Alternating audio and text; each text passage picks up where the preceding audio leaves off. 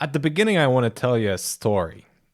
This is John, and John has a problem at his work, and he has to solve it. So he's thinking about it, and he is trying to find a solution. And as we all do, at some point, he goes to Google and asks about some meetings about his problem because very often at conferences you can find solutions, you can find people that can help you. So he goes there and he finds problems and challenges meeting and network. Nice, it abbreviates to Pac-Man. He finds this conference and he wants to buy the tickets, but since he's at work, he has to first talk to his boss. And well, this is something that isn't that easy. It's something that I call mortal office combat because it's a conversation that involves budgeting and finances and deadlines, and it's not so easy to win that fight. But fortunately, John manages it, and the boss agrees, and he goes to Pac-Man, and it's a wonderful event. It's in one of the best venues you can imagine. The catering, the coffee there is just wonderful. The people are amazing. They are warm. They're very approachable, and well, he goes to the conference room, and Pac-Man conference is just about to start, and he's so excited because finally, maybe he's gonna find the solutions to the problems that he has at work. And it starts. And what he sees is this and this. And yeah, that. And sure, I fabricated some of the slides here, but the real one was this. Except for the fact that I've deleted the logo from the slide because I didn't want to incriminate anyone.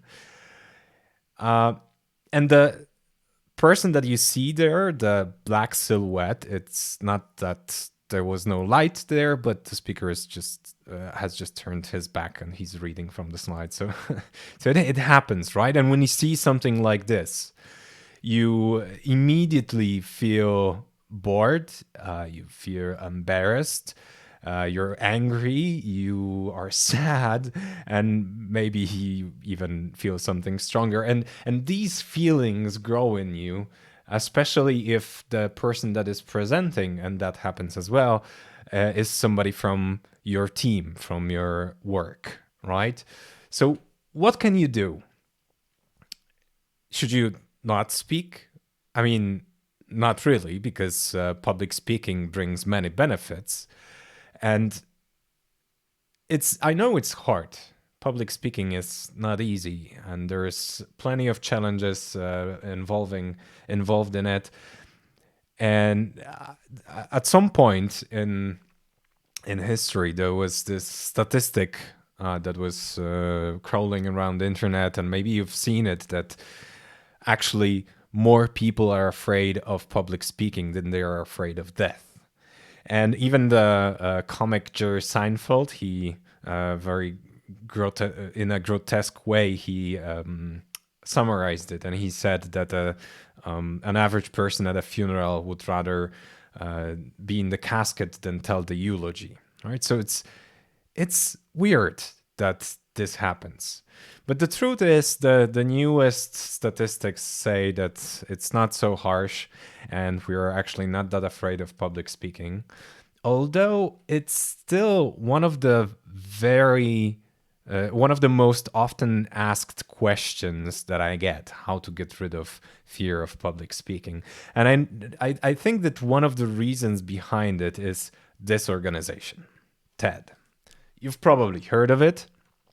And I was a TEDx organizer. I organized local editions of TED, and I very often was a part of this conversation, which was, I said I organized TEDx events, and somebody said, wow, this is so great. I'd like to be a speaker at a TEDx one day. And I said that it's a great opportunity because I decide about the program so we can talk about their idea. And this is when the doubt came in, and people said that they are not really such good speakers. And in these two last words, good and speaker, there are already two myths regarding TED. Because first of all, the speakers that are invited there, they're not good. They are well prepared. And that's a difference. And second of all, they are not professional speakers. I mean, some of them are, but very few. Most of them are people that have great ideas, that have something to say, that are very good at other stuff. They are scientists, educators, they are entrepreneurs, and so on and so on. So what really happens is that TED, and I believe many other conferences, and it happens also in the offices of companies all around the world, we speak because we have something important to say. And I believe that probably not all of you will have a chance of speaking at a conference. Maybe you don't do it that often, or you just simply don't do it at all. But most of us will have a chance of speaking in a business setting. And that's what I want to focus on today. And as I told you before, I was a TEDx organizer, and my journey with public speaking, it actually started in a very embarrassing way. Because when I organized the first TEDxWroclaw, I was just supposed to welcome the guests, go on stage, welcome everybody. It was around 100 people. Say a few words about the TEDx program, what it actually is, and then go off stage, and that was it. But a few minutes before I went on stage, before I was about to go on stage, I panicked, and I stormed out of the room, and it was very hard for me. I sat at the stairs, on the stairs, and I waited. I didn't know what for, but fortunately, one of my friends from the team, she came for me, and she basically dragged me to the stage. And I'm not really proud of how it turned out, but I survived, and that was the beginning, let's say. And I made plenty of public speaking mistakes along the way, and they were hard. But after a few years, when I organized my last edition of TEDxWroclaw, it was in Capitol Music Theater in Wrocław, and we had 700 people in the audience, and it was a pleasure for me to go on stage and talk to people. And that's why I also started doing it professionally. I started Sparse Speakers, and I'm teaching people how to do public speaking ever since. All right, so that's who I am, and I see that Robert and Ella introduced themselves, so hello, and I see there are some other people in the stream. Hi to you too. So whenever you see this microphone with this background, it's going to be a time for your answer. So I'm going to be asking a question to you, and I'd like you to answer in the chat. So I'd appreciate all of your answers, and I'm going to be obviously reading them. I'm going to be taking a look in the chat if you're answering. And now let's start with the first mistake, which is a boring beginning. And here's the first question to you. How should you start a speech? What do you think? Write in the comments. And in the meantime, I'm going to tell you how not to start a speech. And this is something that I see, a mistake that I see very, very often. So somebody goes slowly on stage, and they're very anxious. They don't know why they are there, really. And they start, and they say, good morning, everyone. Well, is my mic on? Can you hear me? Can you hear me? Okay. I'm very happy that I can be here with you today. I've prepared a short speech because there's not much time, so I'll have to go quickly through the whole content in order to make it. Big thanks to the organizers for inviting me. It's a huge honor to be on this stage. Yes. Yeah, and you know, I don't do this very often, and I hope I can handle this and that it's not gonna be boring for you. Yeah, let's start. And I see people doing this very, very often. I mean, if there's not enough time, then why do you prolong the beginning? Why not just jump into what's important, what's interesting, right? And you have to keep in mind that speeches have a few elements, but I'm going to tell you about them after I read some of the comments. So Alexander wrote that for sure to somehow throw a hook to the audience to connect with them can be through a joke, can be through a question. These are good ideas for a beginning. Kamerbeusz Ochwald wrote, I'm going to be translating because I'd like to keep my talking in English. So if you're stressed with your audience, you can say that out loud. When you say that out loud, you get okay with it, that you're stressed. So this is good and bad advice at the same time. I mean, it depends on the audience. Sometimes it's going to be good to start with saying that you're stressed. Sometimes it's not going to be so good because it all depends on who you are speaking to. When you're speaking, you should remember that talks have three important elements, and they are very easy. I mean, first one is the introduction, then you have the body, and you have a conclusion. And I'm telling you this, even though it's so simple, because very often people forget about it. They just do the body and nothing else. And it's a mistake, right? And regarding the introduction, as Alexander wrote in the chat, it has to be a hook. It has to be something that will get the audience interested.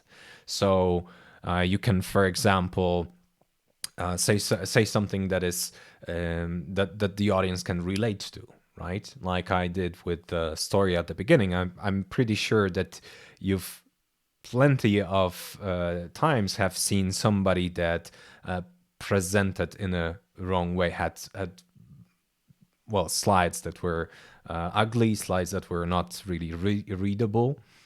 Then another idea could be to start with some questions. And for example, Simon Sinek in his talk about how great leaders inspire action, he asks great questions at the beginning. He asks why Apple is so innovative.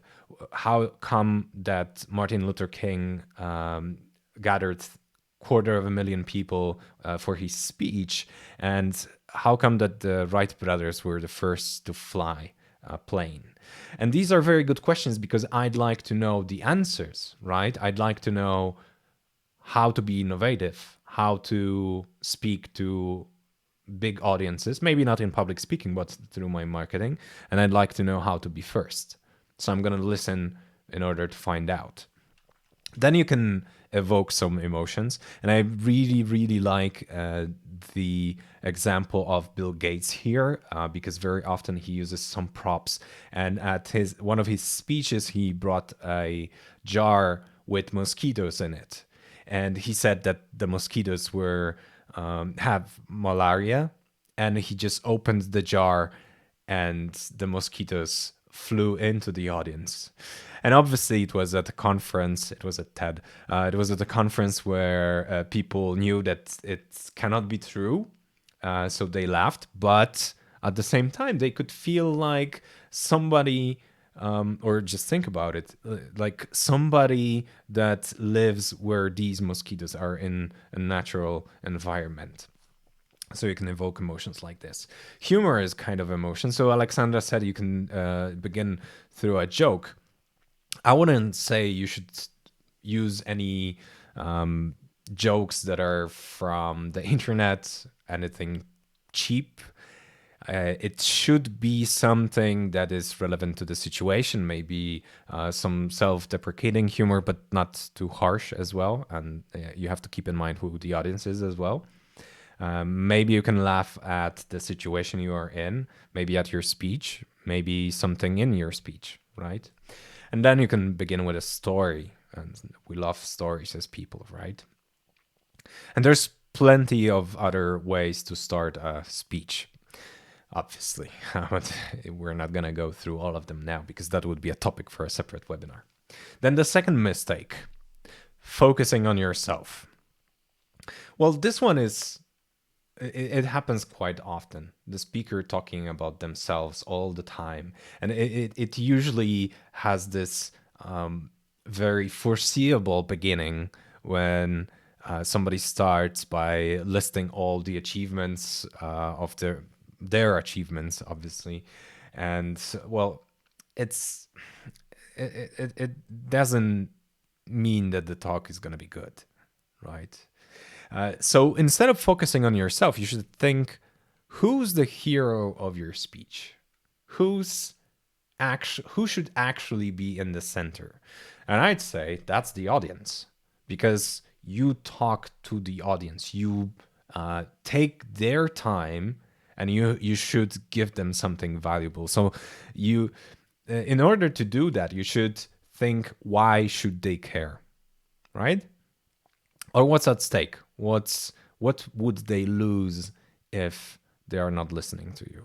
All right. So before you start preparing for a speech, you should ask yourself this question. Obviously, the more you know about the audience, the better. The easier it's going to be to prepare a speech. And you should give value to your audience. That's what's important. Then the third mistake, putting your attention where it shouldn't be. One of the questions that I get the most as a public speaking coach is this one. What should I do with my hands? And this is a question that actually people shouldn't ask, because the right question would be, what should I focus on? And it's not hands. So if you want to focus on something related to your body language, that should be your eye contact with the audience and your smile, right? Because that's going to help you. But if you are asking the hands question, the right answer is focus on the content. It doesn't matter what you do with your hands that much. I mean, if you just let them be, they're going to take care of themselves. And if you're going to start thinking about the hands, you're not going to be focused so much on the content, which is actually the more important piece in bringing value to your audience. So instead of focusing on hands, focus on the content. Then the next mistake, being fake. This one is hard, because in order not to be fake, you have to be okay with being on stage. You have to deal with stress in public speaking. And this is where I have another question for you guys. I'd like you to answer in the chat. How do you deal with stress in public speaking? What's your one method that you use before you do public speaking in order to feel less stressed, in order to feel more confident? And I'm gonna tell you a few of mine, and I'm gonna read some of yours later as well. So I gathered plenty of different things you can do. And I grouped them into 3 parts, psychological, physical, and regarding preparations. We are not focusing on stress in this webinar, so I'm just gonna go through a few of the methods that regard to preparations, okay? So first, remember the beginning. I mean, when you're going on stage or you're going in front of people, one of the hardest things is to actually start, right? To say the first few words. So if you really remember what you're about to say from the very beginning, that's already good. So remember just the few first sentences, and that's gonna be fine, right? One of the speakers here in Poland, Paweł Tkaczyk, he told me that his method with this is that he always starts with the same sentence. He introduces himself in a specific way, and he always does that. So that's a thing he does for his branding, but also to break the stress from the beginning, right? So remember the beginning, and it's gonna help you out. Then eliminate unknowns. And what do I mean by unknowns? Well, everything regarding your speech is an unknown, right? So first, the content, then slides. These are the most obvious. But then where are you going to present? Is it going to be on a stage or not on a stage? Is it going to be from your laptop or somebody else's laptop? Are you going to have a screen with a projector, or are you going to have some TVs to present on? Will you have some water on stage with you? And by the way, I'm going to use mine. These are just a few of the unknowns that you have when you're doing a speech. So the more of them you solve before, you take care of before, the easier it is going to be when you present. And some people told me, well, if I don't think about them, then I'm not going to be stressed. Well, if you cannot solve them, sure. But then when the time comes and you're already on stage and it turns out that there is some unknown that you could have solved, you're going to be stressed on stage, which is not the good when it's not the good moment to be stressed, right?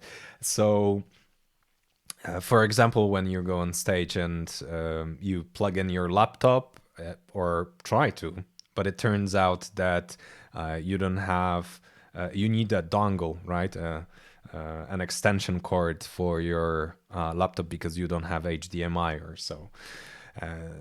That's the moment when you get stressed because you need to then take your presentation to somebody else's laptop and you lose time and everything gets delayed and so on and so on. So solve as many unknowns as it is possible before.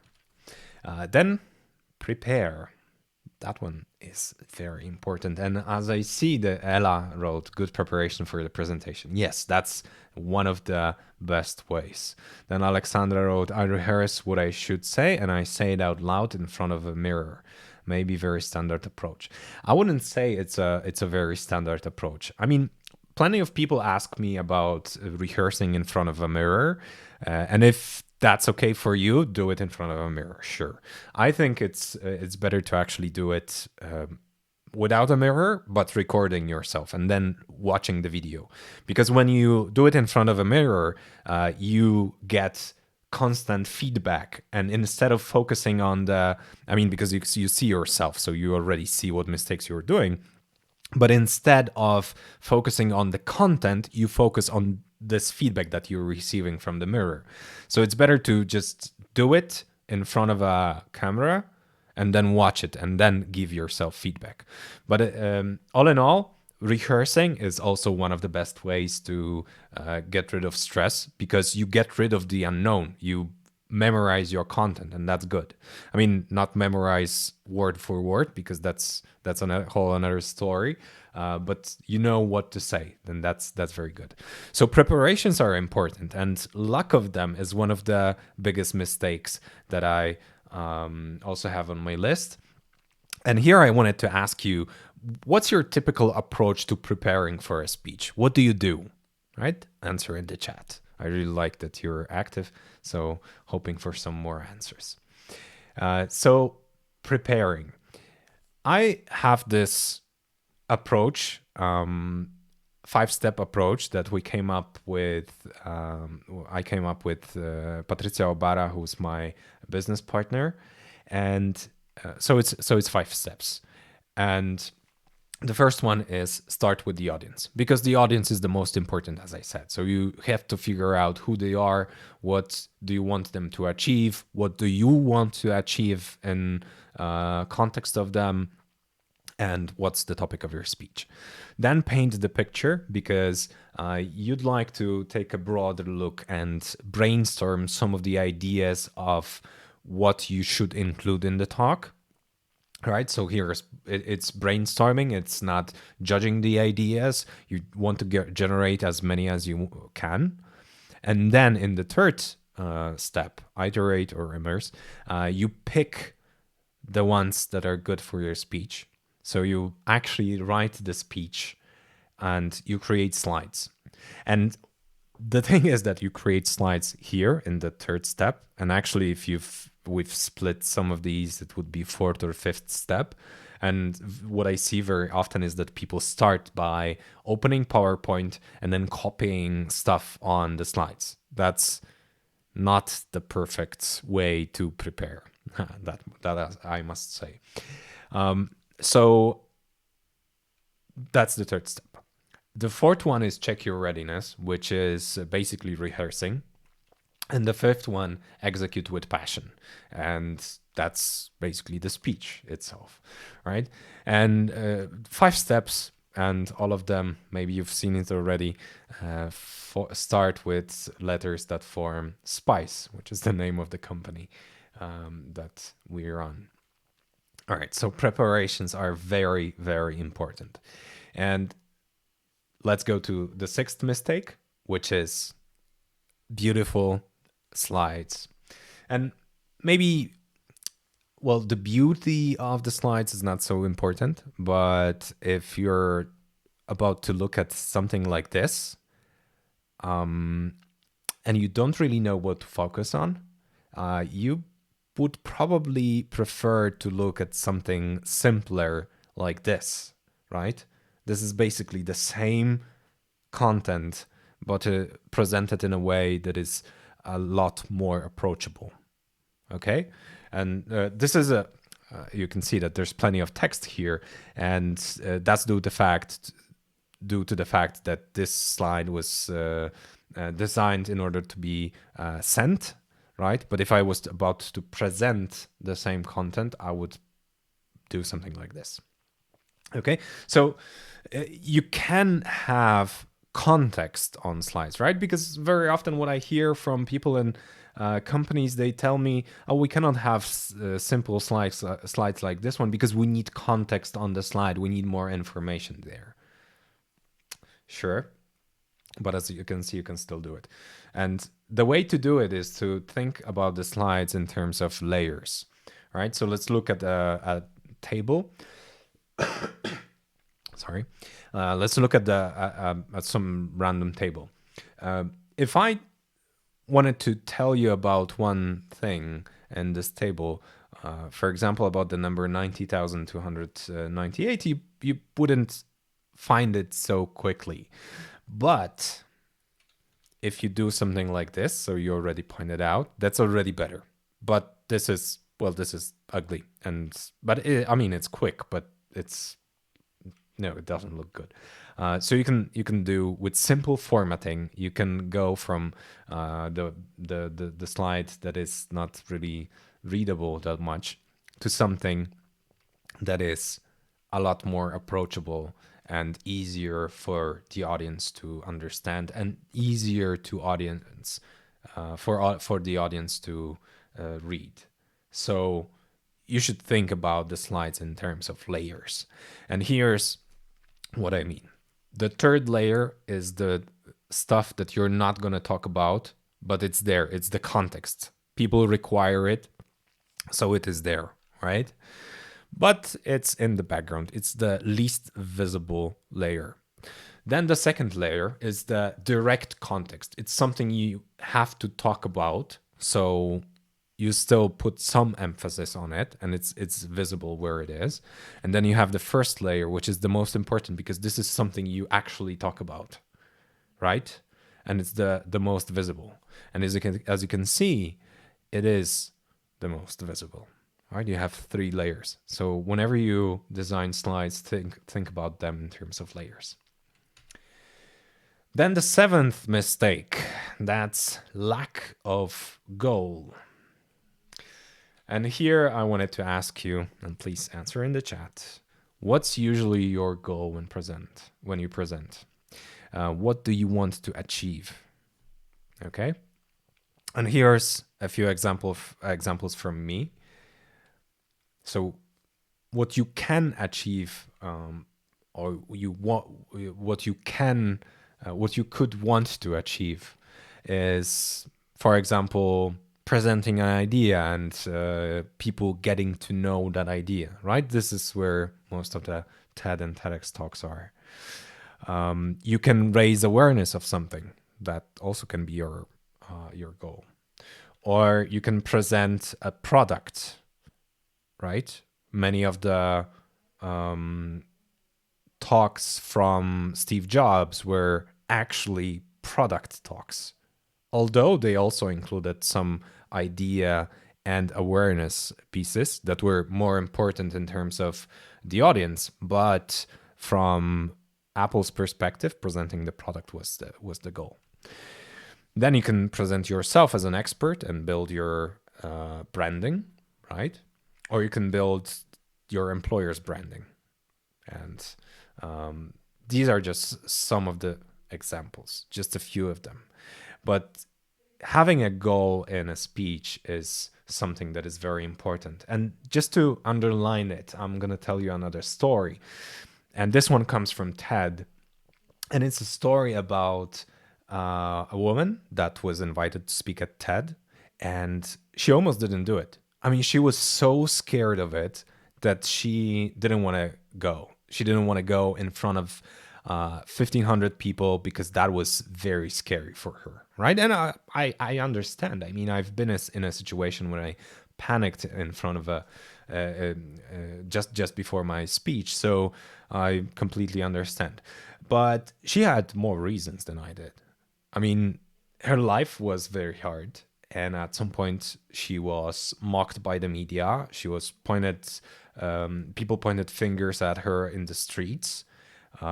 People wrote some nasty things about her on the internet. It was horrible. At some point, even her parents asked her to, for example, take showers with doors to the bathroom wide open because they were afraid that she might do something to herself if she would close the door. So it was bad, and she was depressed. And well, I'm not surprised that she didn't want to do a TED talk. It's a lot of pressure, right? But she did it. In the end, she did it. And you know that woman. You know her because it's Monica Lewinsky. And I really recommend the talk. It's called The Price of Shame.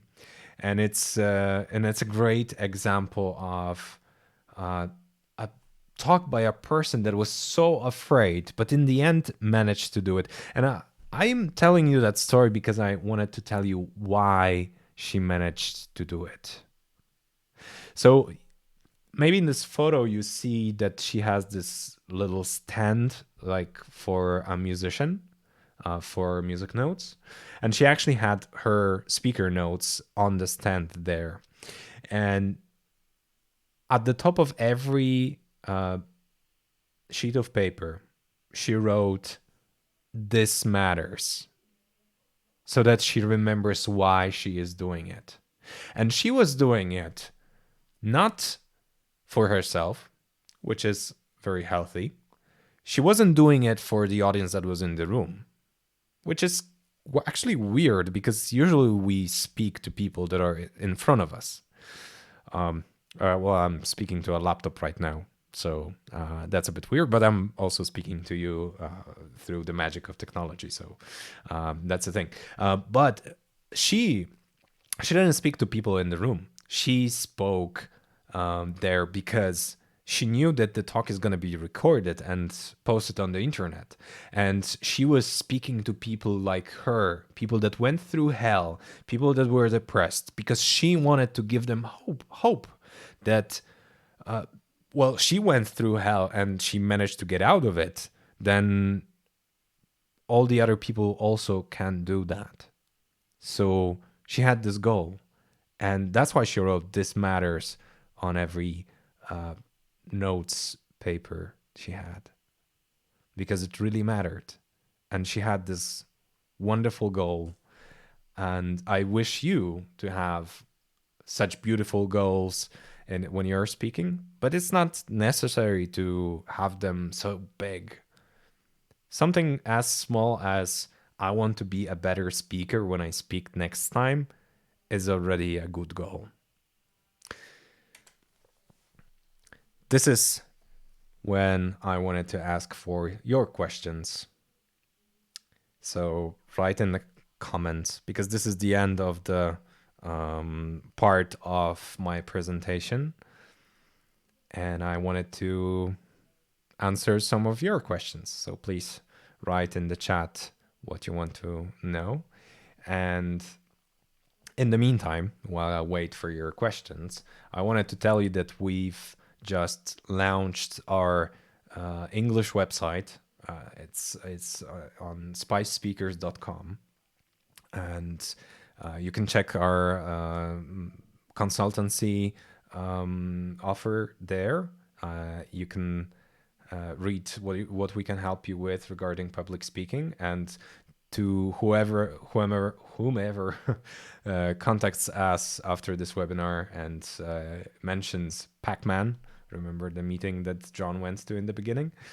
So mention Pac-Man and you're going to get 20% off the online consultancy. And in the meantime, yeah, your questions. Come on. What questions do you have? It can be regarding public speaking mistakes, can be regarding any particular mistake. Maybe you want to ask about some problem that you have with a presentation. I'm here to answer these.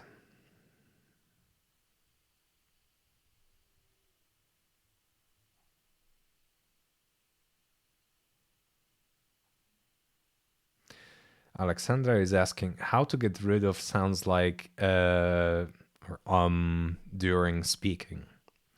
So it all starts with you actually acknowledging that you do these sounds, right? So whenever you hear yourself doing this, you should just in your mind, obviously, tell yourself, oh, I did it again, and acknowledge it. And this is going to be a good beginning to get rid of them. Sometimes you may not hear them yourself, so you can ask somebody else to point them out. Obviously not during the talk, because this is going to be not good for the audience. But after the talk, just mention where it happened, or record yourself, which is even better. And then watch it and see when you are doing these. Because maybe it is connected to some specific point in your talk. Maybe when you don't remember your content so much, this is when you do it. Also, what's quite curious, you don't have to get rid of all of them, because apparently there are some studies done by scientists. Apparently, these sounds make us sound more human, right? And what's even curiouser, if you watch there's a video on YouTube with I think Larry Page, the Google founder, presenting. No, it was the CEO, the current CEO, Sundar, presenting the new AI. It's from a year or two ago. He presented the AI, and the AI in the presentation called a barber shop and wanted to schedule a haircut for kind of like their owner. And what happened in this conversation is that the AI, the artificial intelligence, the robot kind of, it used these sounds. It said, can I schedule a haircut? I mean, that's astonishing. That's so weird and so curious at the same time that the AI, in order to sound more human, uses these sounds. So well, what I mean is you don't have to get rid of all of them. Get rid of most of them, yes, but if it happens from time to time, most of the people will not notice. Kamerbeusz asks, do you think of one of your speeches as the best one? And if so, what makes you think of it that way? You know, I didn't think about it, actually. I always know that I can do something better, and I strive to be better each time. I don't think any of my talks is perfect, but I'm particularly proud of a talk I did at a meetup that we organize. And this talk was about, doing presentations, so designing slides. And I think it was a very good one. There's actually a video online, so if you snoop around this channel, this YouTube channel where I do the streaming, you can find the video as well. So I think this one would be the one that I'm most proud of. And what makes it good? I think that I prepared. I've put in the hours. Like I've prepared very long before it. I outdid myself in that, because very often I prepare myself very last minute, because obviously we all have moments like that. And yeah, that one was particularly good. And what I think was also good about it was that it was, well, being a part of the meetup that also I'm the host of. I already had the relationship with the audience, and that's what's great. And the audience reacted very well to everything that I had in my talk, some of the jokes, some of the stories, some things that they can relate to. And I think that was something that is very important. So building a rapport with the audience, that would be what I would point out. All right, do we have any other questions? If any questions pop up, let me know. But just since I'm waiting, I'm going to move on to some of my next slides. And at the end, I wanted to ask some questions to you. I wanted to ask these and think about them yourself.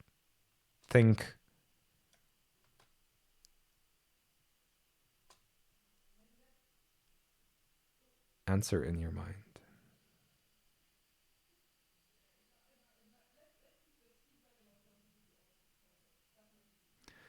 And I don't see any more questions. So thank you very much.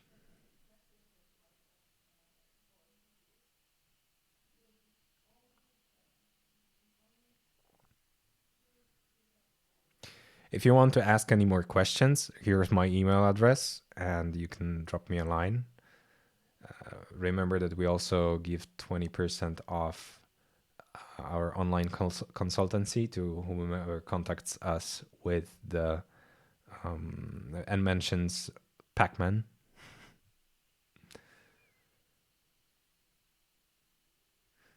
All right.